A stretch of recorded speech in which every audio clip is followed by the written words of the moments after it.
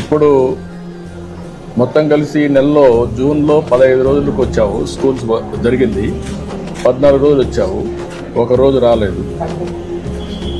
ఏంటి, ఎక్కడ పోయావు? అమ్మా నాన్నకి చెప్పావా లేదంటే ఒకటి? లేదు సార్, ఆ రోజు ఫీవర్ వస్తాను సార్. ఫీవర్ వస్తా చెప్పాడా? చెప్పినాడు సార్. ఇక్కడ ఓకే.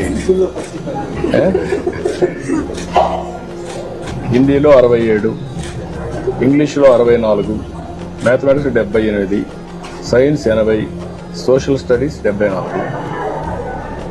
3 B2 వచ్చింది, 3 B1 వచ్చింది. సార్ నెక్స్ట్ ఏముంది? ఏం రావాలి ర్యాంకు? A1 రావాలి. A1 వస్తే నీకు సీట్ ఇంజనీరింగ్ వస్తుందా? దానికి కూడా బాగా చదువుకోవాలి కదా. ఇప్పుడు నుంచి ఇంప్రూవ్ చేసుకుంటావా? నమ్మకమేనా? ఇంప్రూవ్ చేసుకోకపోతే నష్టపోతావు జీవితం అంతా.